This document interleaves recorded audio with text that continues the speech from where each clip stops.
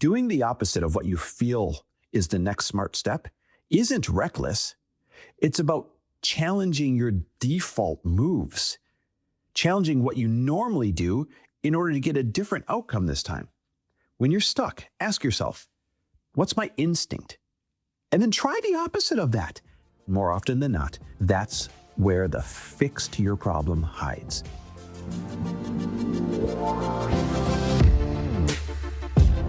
Welcome, everybody, to the Chris Harder Show, where we are making you unapologetic about your pursuit of success, knowing that when good people like you make good money, they can then do great things. My name is Chris Harder, and several times per week, I will bring you epic guests, solo episodes, and every single tool, trick, and skill set you need to grow your business, grow your money mindset, and to grow your wealth to levels that you have never reached before.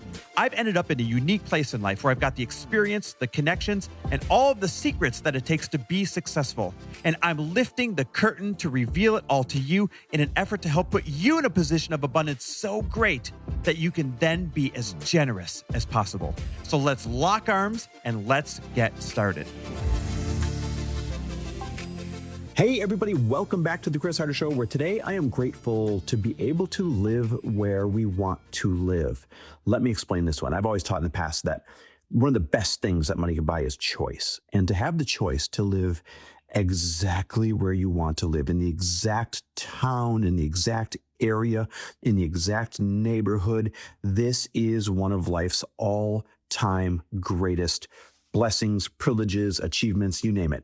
And where this is coming from is, well, first of all, if you're new to the show, I always start my solo episodes with something I'm grateful for in order to get you turning your focus to things that you're grateful for instead of only concentrating on things that you're not grateful for. But really where this specific gratitude comes from is, it's Sunday right now as I record this, and Lori and I have just had the best weekend going down by the ocean, going down by the beach. It's just a couple blocks down from our house. We've got 180-degree ocean views in this new home of ours. We walked to brunch. We walked to dinner. It's one of those great, small, tight-knit pedestrian towns where you know everybody, even those within a big city. It's like that great neighborhood where you pass by all the same people.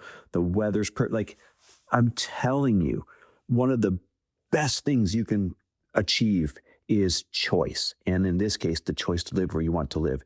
And we want to live where we feel filled up, and we want to live where we feel inspired, and we want to live where all the opportunity is, and we want to live where we enjoy every single moment. Like we're doing nothing feels like being on vacation. Now, again, if you're new to the show, I share that, not to rub in your face, oh, look where I get to live. It's to remind you to just drown yourself in gratitude. You always have to stop and account for what you do have instead of always worrying about what you don't have. Because when you do, you realize just how damn good you have it, even though you aspire for more, which is perfectly okay. And when your jumping off point is from a point of, wait, I have a lot of things going in my favor, it's much easier then to get where you want to go. And speaking of things getting easier to go where you want to go, by now, you've probably heard that Lori and I are recreating a brand new program for businesses that are earning under $500,000. If your business earns $25,000 a year to $500,000 a year, listen up, this is for you. We haven't had a program in over 4 years for you, if that's your category. We've only had Elite Entrepreneur Mastermind and Higher. And years ago, we used to have something called Fast Foundations. It was a smash hit. We had it for a lot of years and sold it 4 years ago. And we miss working within this group of individuals. And all of you have done such a good job asking for us to come back into this space that we are finally doing it. This new program is called the Mentor Collective Mastermind, and it is the most supportive mastermind on the internet, period. Nobody will be able to dispute this. The most supportive mastermind on the internet. It's got Lori and I giving you personalized advice on your business. It has a group call every single week. It has individual coaches or experts, if you will, in every area of business that you would need on our payroll. We're paying them to be available to you so you can ask them one-on-one about specific needs in your business. You can ask the financial expert, you can ask the marketing expert, the social media expert, the hiring and ops expert. You can ask them all yourself directly about your business as much as you want, back and forth. So no, you don't have to pay for other coaches. I'm telling you, the list goes on and on and on. This is going to be the most supportive business mastermind on the entire internet. Not to mention, we're going to have a real focus on community and collaboration. I think we do that better than anybody else. So we're really excited for this. Now, here's the thing. For it to be that hands-on, we can only take just so many people. And that means that there's going to be one heck of a wait list. And if you're not on the wait list, you're not going to even have a shot at getting into this program. So right now, hit pause and go to chrisharder.me/waitlist and throw yourself on the wait list. We're launching in about 4 weeks at the very end of April. You have to be on the wait list to have a shot of getting in. Right now, hit pause and go to chrisharder.me, that's .me, chrisharder.me/waitlist, throw yourself on the wait list and come back. Because now we're going to talk about the meat of this episode, which is what I call doing the opposite is often the fix to what ails you. This is one of those simple but powerful ideas. You know, when something's not working, flipping your natural instincts oftentimes is the solution. Instead of doing what feels instinctually what you're supposed to do next, flipping that on its head and doing the opposite of what you would normally do usually gets you out of your jam, out of your rut, usually kickstarts things again. Let me give an example to set the stage. Last week, we hosted our Elite Entrepreneur Mastermind. Now, these are all high performers. These are confident people. This is everyone, they've got 7- and 8-figure businesses, and anywhere else they go, they're feeling pretty damn good about themselves. But as they walked into the room, these smart, driven folks, a lot of them felt a little intimidated. And a lot came up and told me, like, this is the most intimidated room I've ever walked into for the first time. I was scared to walk in. I didn't know if I was enough. And you know how it goes. New faces, big personalities. And your first instinct is to what? Shrink back, or maybe not attend at all, or maybe go up to the room on lunch or on breaks, or maybe go quiet, maybe shrink down a little bit and try and blend into the wallpaper. But here's the thing. In that case, what you needed to do is the opposite of what you want to do. You need to stay in the room. You need to start the conversations. You need to be the one who smiles first and introduces yourself. You need to push through the discomfort. You need to go meet as many people as you can to get the most out of it. And that's what everybody did. And I was so damn proud of them. Now, they expressed to me, I was intimidated coming in here. And they left saying, I can't believe I have brand new best friends in business, like lifelong relationships I was looking for in a matter of just a few days. And that's the vibe that we're exploring today. They wanted to run out of the room, but instead they made themselves stay there and engage, the opposite of what came natural in that situation. And that is usually the solution to what's ailing you. So here's the core concept. Doing the opposite of what feels natural can oftentimes solve your problem and solve it really quickly. I'll give you some more examples. When you feel like pulling back from a challenge, that's exactly when you should lean into it and invest more. Like you're kind of tired of it. The fatigue has set in.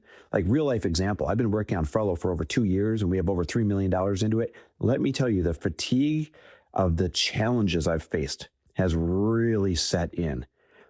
But that doesn't mean you slow down. It actually means you lean into it more. You raise more money, you get more runway, you take your brand new idea, you get more firepower behind it, and you get even more excited than you were about your first idea. So when you're feeling fatigue in your business, fatigue in your ideas, instead of pulling away, many times you need to invest more time, energy, and effort into it. Now, here's another example. If you've been building your business alone, you've been doing everything solo. Heck, maybe you're one of those people that kind of wear it as a badge of pride. I figure everything out myself. I'm so resourceful. Resourceful is great for starting a business, but resourceful is not necessarily all it takes to grow a business. And that's where people get tripped up. What got you here won't get you there. What got you here won't get you there. So what do you have to do? The theme of the podcast, you have to do the opposite of what you've been doing. You need to bring in other people. You need to get guidance. You need to collaborate more. You need to find other people to partner with. You got to bring in some experts in the areas that you're struggling. You need to go find some peers that are doing exactly what you're doing right now, or maybe they're just a step or two ahead. You're in the weeds way too deep yourself. You need people to lift you up and show you the big picture instead of being down so deep in it where you can't see anything left. You can't see anything right. And so once again, if you have gotten to where you are at, if you're as successful as you are because you figured it all out solo and now you flatlined, Doing that same thing will not get you over the hump. You have to do the opposite of what you've done to get there. Here's one I love: action versus inaction. If you've been stuck, hesitating, overthinking, then the fix is tons of action. Even if it's sloppy, just move forward. Remember, this is for all of you who are the king and queen of inaction. And this doesn't mean you're not working hard. It just means you're paralyzed. It just means you don't know what to do next. It just means you overthink it. For all my overthinkers out there, this one's for you. Your intuition tells you, well, I better plan a little bit more. But that is your problem. Instead, that's why you're stuck. You need to take sloppy action and get feedback, and take more sloppy action, get more feedback, and take more sloppy action. And holy cow, look at that. One of the things actually worked and it took off. You overthinkers, you are going to kill yourselves in business. And the more that you can take uncomfortable, sloppy action, which is the opposite of what you think keeps you safe, right? Understand how you're built. Then the faster you're going to get feedback, even if it's the wrong actions. And that feedback is the map to where you're supposed to go next. That feedback, believe it or not, becomes the course. It charts the course for you to get where you're trying to go. And same thing with energy. Talking about doing the opposite of what you think. If you're exhausted and the tank's empty and all you want to do is crash and take a break, rest feels like the right answer, right? Sometimes it can be, but oftentimes doing the opposite of what you want, going for a walk or going for a workout or just taking more action and getting some momentum going in your favor again. Hit the gym, go for a run, move your body, just do something that is counterintuitive to resting. And I know this sounds like crazy advice, but energy creates more energy. And the lack of energy creates just more lack. And so when you're feeling like your tank's low, you got to get all Navy SEAL on yourself and realize you've only spent like 1/8 of the fuel that's actually in you. You're just not used to tapping into and burning the other 7/8 of fuel. You don't even know it's in you because you've never tapped into it before, but it's there. It's waiting to support you. You just have to find what Lori and I call greater capacity. A lot of times your business is stuck because you think that you're working your hardest. You think that you're trying your best, but you haven't expanded your capacity yet. Tapping into those extra fuel stores to understand just how much more you have left. And then here's a big one. Here's another big example as to doing the opposite of what feels like you should do in order to get over the hump. I've always taught this next one. And that is when finances are tight or when you feel like you're in some financial trouble, what does everyone tell you to do? Cut back, slash expenses, play defense. And yes, of course, if you're spending irresponsibly or stupidly, you should stop that. And yes, feel free to trim the frivolous stuff, but don't make this your focus.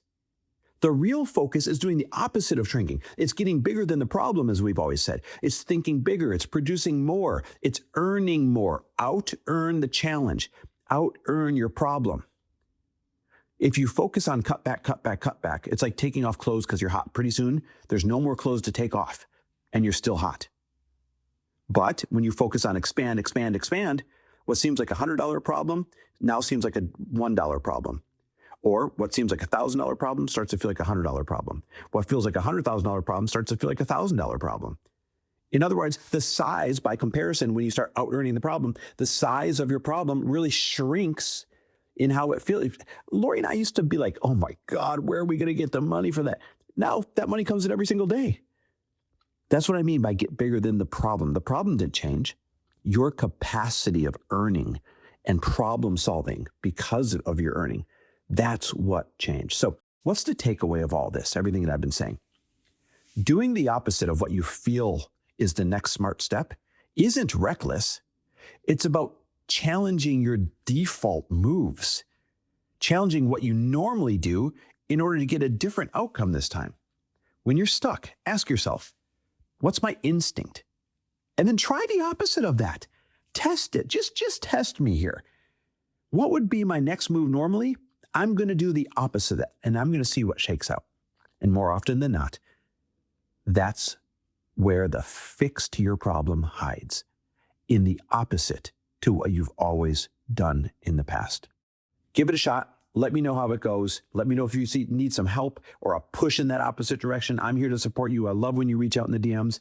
And now that this episode is over, go get yourself on that wait list. If you have a business between $25,000 a year and $500,000 a year, go to chrisharder.me/waitlist for the most supportive mastermind that also has a focus on community and collaboration better than anybody else, and also has every coach you'd ever want complimentary as part of the program. The best program we have ever designed in our entire lives. We've been building this for more than a year. It's been a lot of work. Go to chrisharder.me/waitlist to get on that wait list. Otherwise, you won't have a shot at getting into the program when we launch in the end of April. Thanks for listening. Love and appreciate you guys. Thanks for listening. And if you loved this episode and know of someone else who is as successful as they are generous, please pass them on to me.